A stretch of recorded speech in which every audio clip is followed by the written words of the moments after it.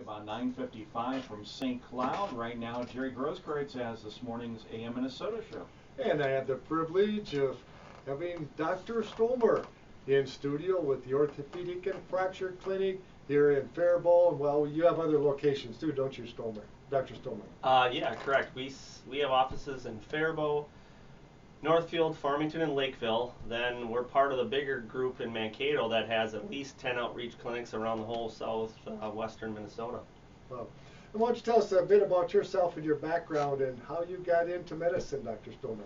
All right. Well, I grew up in St. Paul and went to college at St. Thomas where I played hockey and studied hard, got into medical school, then came home, did my residency training here at the University of Minnesota, and joined the group here in 2006, so 10 years now I've been here. Did you always want to be in some field of medicine? Is that something that you knew you always wanted to do?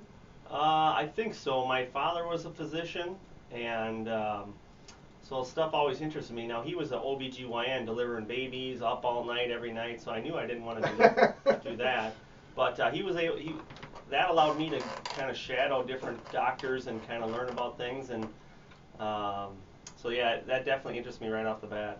And at what point then in medical school did you decide maybe you wanted to specialize in being a surgeon with orthopedics and fractures and bones, I guess, specifically? Usually you're kind of deciding in your third year of the 4 years of med school. In your third year, you're kind of rotating through different specialties and kind of feeling your way to see which ones you like.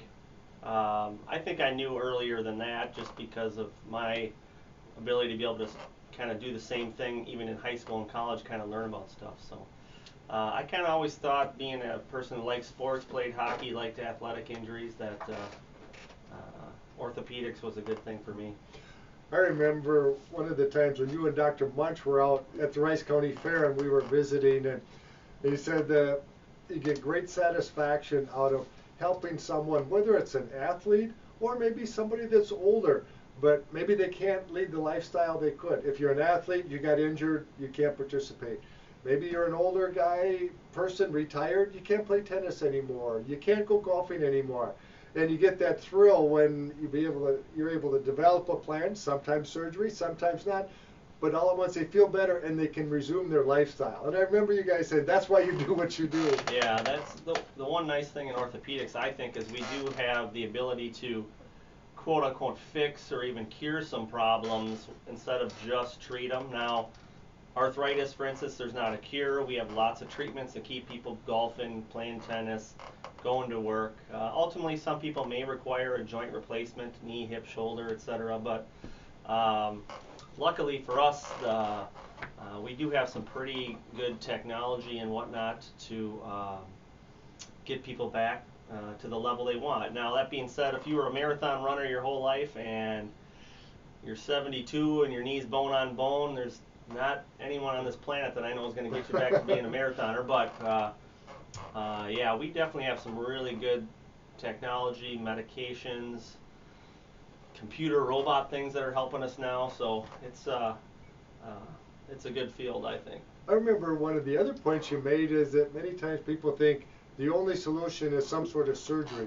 And we've actually made some great advancements in other treatments that aren't surgery. Sometimes it might be a pharmaceutical drug. Sometimes it's physical therapy. We figured out how to do it. There are a lot of other things that you can help people on, not just surgery. Correct. I mean, as an orthopedic surgeon, I'll see 25 to 30 people a day in my clinic, and maybe only 1 or 2 of those people will require a surgery. Everybody else, it's treatment plans based on, we have lots of different braces that can help things, lots of different injections, lots of different medications, lots of things where maybe it's just teaching you stuff to do on your own at home, not even have to do anything more medically. So I'd say 80 to 90% of the people we see doesn't need surgery. And we're real conservative in our group. We essentially sometimes try to talk you out of surgery and try to get you to do everything else before you have a surgery for a problem, because there's risks with surgery, and if you can get better without it. Yeah, that's the goal. Well, I know we wanted to specifically talk maybe after the markets. I wanted to specialize a little bit about on shoulder surgeries and treatments in past programs. We've talked about a lot of hips and knees, and Yeah, I so thought we maybe wanted to we'd talk a touch little on bit some more shoulders on today. shoulders, because Sure. we've learned a lot there too. And I'll never forget my grandpa. He could hardly walk. Mm-hmm. Healthy otherwise, his knees bothered him so much. Back in that day, that's about all we could do. You learn to live with it. But nowadays, I think the key point is, and you've emphasized that so many times, is there's something that you can do. Come and see us. Right. Yeah. I mean, that's really that should be our slogan. Come and see us. I mean, we have lots of things, and just if you want to talk about all your options, you don't even have to sign up for anything. You don't even have to get anything done. So.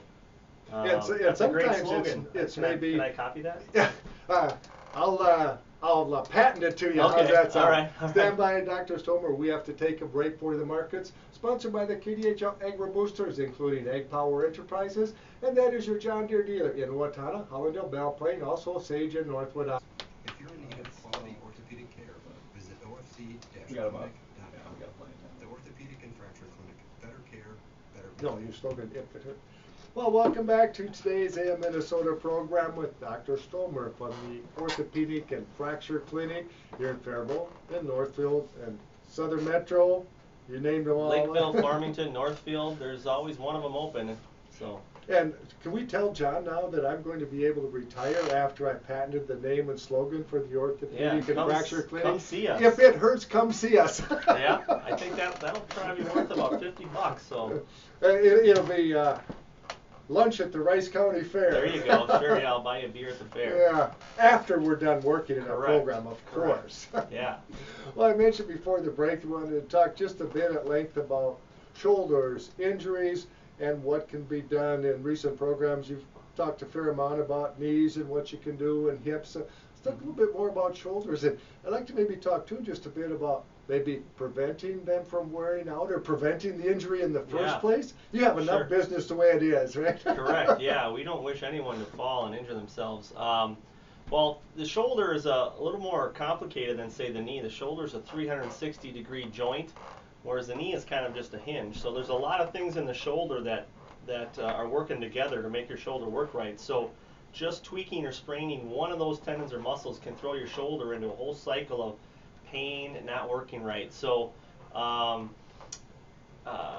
shoulder injuries can run the gamut from a sprain all the way to completely worn out. So people's shoulders tend not to wear out as quickly as their knees and hips, since we don't walk on our hands. So I would say the majority of shoulder injuries we see are non-surgical, and it's something to do with the ligaments or tendons, or what they call the rotator cuff around your shoulder. Yeah. Is that just like one ligament, or is that kind of numerous ones? It's actually the term for 4 muscles that turn into tendons that hold the ball in the socket. I guess and each one has a specific name, but generally it's just called the rotator cuff now. And I think 200 years ago when they were doing anatomy, there was a cuff of tendons holding the ball in the socket, and that's why they called it that. Nonetheless, each one of them does have a name, and each one of them could be injured in their own right, sometimes multiple ones. As far as you mentioned prevention, I definitely think that there's some specific rotator cuff strengthening and stretching exercises that everybody could be doing that will definitely lower the rate of injury from either repetitive use or a fall. The stronger those little muscles are, the less likely they're going to tear. This was a number of years ago. Louise tripped and fell right in the kitchen on the tile floor, and didn't completely, quote, tear the rotator cuff, but it was almost torn. Mm-hmm. Yeah, I mean, the rule of thumb is if it's all the way torn to at least 50% torn, the odds of your body healing it are low, so surgery is sometimes needed. If it's torn less than 50% of the tendon, a lot of times your body has enough healing factors to heal it, and we can get that accomplished usually with some various medications, therapy, some restrictions for a while. And I would say that's 75% of the time when you injure your shoulder. You don't need surgery. Probably the most invasive thing is a shot. You hear a lot about cortisone. Mm-hmm. Yeah, and it's used in knees and hips, kind of provides a lubricity that we've lost naturally. Does that help in shoulders too? Yeah, it's actually not a lubricant. Sorry, Oh. Jerry, I don't want to correct you, but You're the doctor. Okay. I'm just the farm guy. the lubricant, that's a different thing for the knee. We talked about that before. That's this rooster comb stuff. That can only be injected in the knees. I recognize that name. Unfortunately, the FDA says you can only put it in the knees right now. Cortisone is the strongest anti-inflammatory we have to use. So if you have a bad asthma attack, they give you a pill cortisone called prednisone. If you roll around in poison ivy, you get cortisone cream to put on. So cortisone is a strong anti-inflammatory. I got the third time I got stung by bees, wasps, yellow Yeah. jackets in the arms, and they just ballooned up so Yeah. much I couldn't move my fingers. Got into the ER. He gave me the adrenaline shot. Mm-hmm. Some of the stinging and itching went away, but the swelling didn't. Well, then it was a steroid shot. I assume it Yeah, was probably prednisone. Yeah, that, cortisone, prednisone, those are all brothers and sisters. They do the same thing. So we inject shoulders a lot because a lot of the time in shoulders, something goes wrong and then it becomes inflamed. Then it makes everything worse. That makes everything worse. So sometimes you gotta just break that cycle of inflammation, and you can get a lot stronger medicine into the shoulder with an injection versus taking pills, which then There we go. which then need to go through all your organs and less. It takes a while for it to work. Yeah, though. and then you could have side effects as far as the medications if you take it by mouth. So injections, yes, nobody likes to get an injection, but they sure are a nice way to get a hefty dose of anti-inflammatory medicine into the right spot, and not have to take pills. Well, I remember my arms were so swollen up I couldn't move my fingers, and the doctor said, we have to get that swelling down. About a half hour after the prednisone shot, the swelling was half what it was. Wow. I mean, it worked that fast. Wow. Yeah, 'Cause otherwise he they wouldn't might let have me- he they might wouldn't- have called us to amputate. Yeah, he wouldn't let me leave till he Oh, knew no, that, you know, sure, it was yeah. the swelling was going down. Yeah, so it's a wonderful medicine. It gets a bad rap in that, in some, magazines, internet kind of things that'll say that it is bad for you. But in the right situation and use the judicious use of it and not having it very often, very, very well tolerated medicine that helps a lot of people. Well, when Louise had her rotator cuff surgery, one of your partners, Dr. Munch, happened to do it. And so what did he do? If that muscle, the rotator cuff was almost torn, what did he do? Stretch it out and tie a bow together? Well, what you do is the tendon is attached to a bone. If it's pulled off the bone, you freshen up the end of the tendon, and you freshen up the bone to a healthy bleeding bone bed, and then you put what are called anchors into the bone that have stitches that are essentially welded into the anchors, and then those stitches we sew that back to the bone.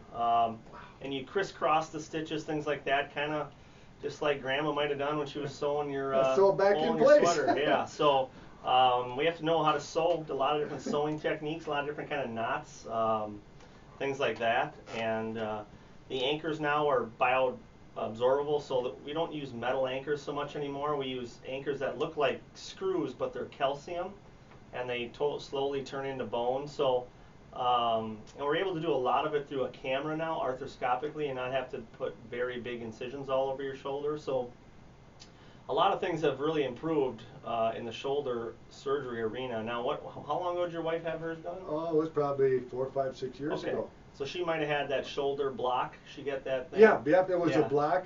I So the realized anesthesia that's in doctors are real good at giving you what's called a shoulder block beforehand, and that allows people to go home the same day. Yeah, because I took her in the morning, she went home middle of the Yeah. afternoon, and I remember her talking about a block, but then she still had the anesthesia pump, or Yeah, so you go painkiller home, pump around her neck. Yeah, you go home with this jug of Novocaine, if you will, that slowly trickles on the nerves of your shoulder.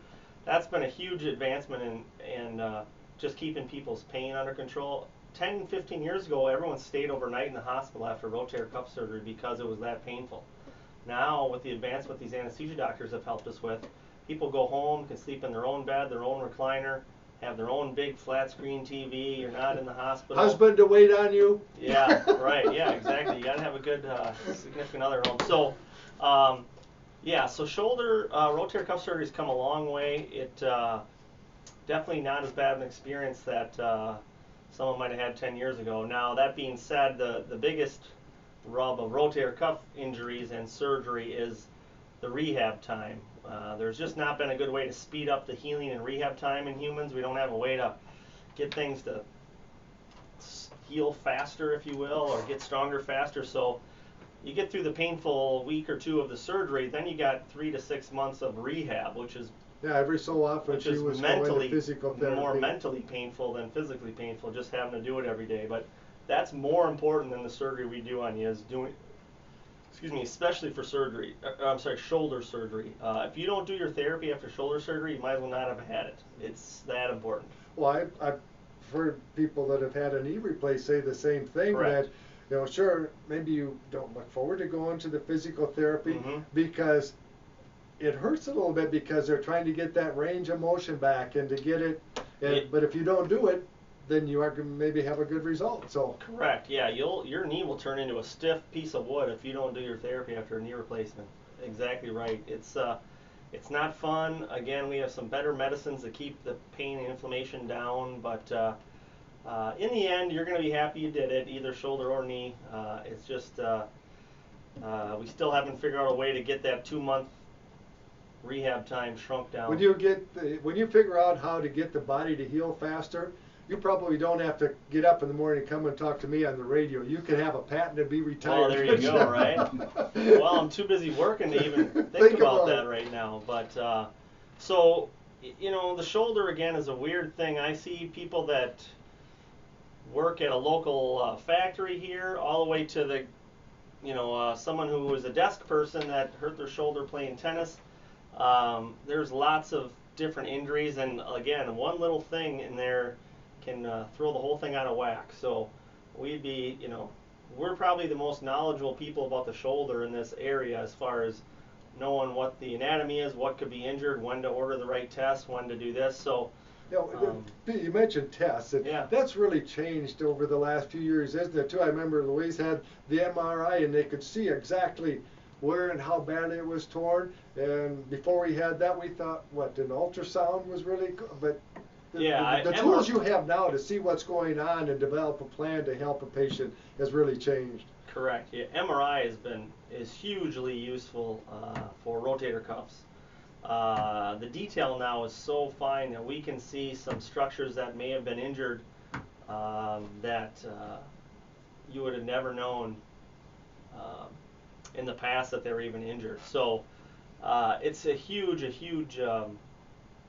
advancement now. That being said, MRIs aren't cheap, and everyone's insurance premiums are higher and their out-of-pockets are higher. So, you know, we try to work with the patient and make sure that MRI is the right test. We don't want to MRI everything that hurts because, you know, you're gonna run out of money then. So we want to kind of design a plan or a treatment workup that works best for the patient. And sometimes we know exactly what's wrong without an MRI, and you know, you can save that $1,000.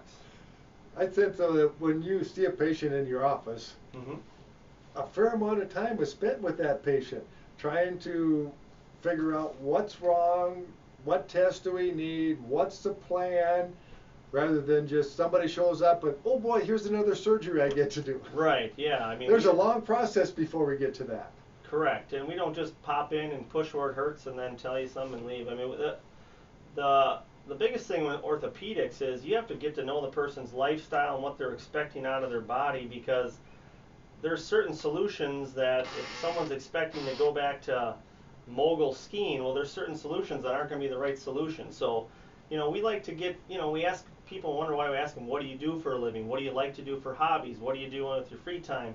Have you ever done this? You know, we ask all these questions. We aren't just making small talk here. Right, yeah, that's actually part of the treatment thought process, actually. I mean, I like to get to know people, you know, as well, just because everyone has so many interesting stories. It's pretty fun to get to know people. But those are questions, because that can be useful in treatment plans. If you have a worn out thumb joint, but you are a carpenter, are going to need the most strength out of that thumb versus someone who's 80 and just wants the thumb to not hurt so they can do stuff. Those are two different treatment plans. So don't get too offended if we ask you a lot of times about all the fun things you like to do besides work. You've got a great staff, a great crew out there too. We better mention those too. Oh yeah, and thanks, Louise Jerry. would stop out, and Yeah. you know it's. Well, just recently, the Faribault Chamber of Commerce awarded us Business of the Year. There was a big banquet a couple weeks ago. A lot of people there, a lot more people than I thought. So that was really a nice thing. And actually, our staff who's there every day. I'm in surgery some days I'm in clinic. So our nurses, receptionists, transcriptionists, schedulers, X-ray techs. The insurance people that take care of the insurance Yeah, claims. all that stuff. Those guys are what make us Business of the Year. I mean, we obviously like what we do, and we're happy to be there. But they're the ones that are doing a lot of the dirty work, and they deserve a lot of credit. So maybe we'll get them a raise. Maybe. Hopefully they're not listening. Speaking of that, I wanted to bring something up like that. Sure. We're trying to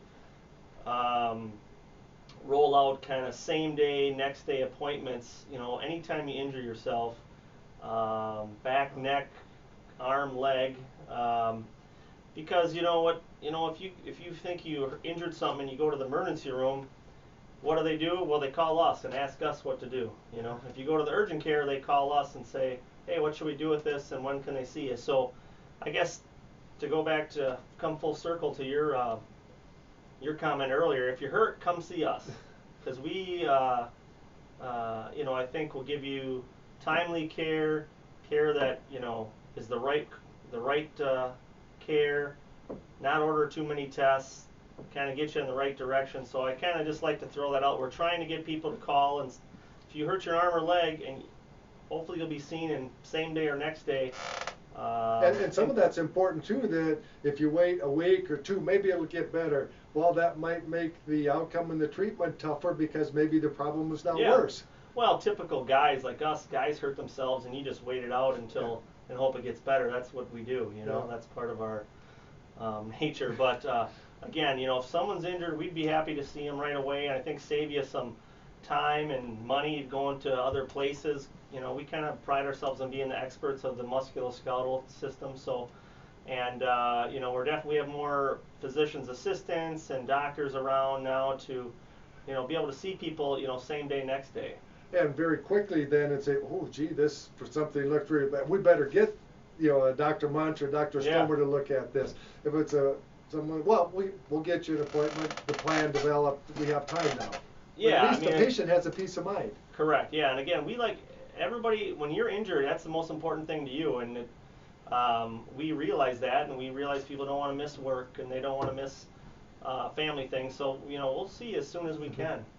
Well, Dr. Stroemer, thanks for stopping by, and I don't know if you signed up yet, but we're looking forward to visiting with you and Dr. Munch, our annual visit out at the Rice County Fair this July. We'll be at the fair for sure, and I'm looking forward to that, and thanks again for having me, and thanks for the advertising tips.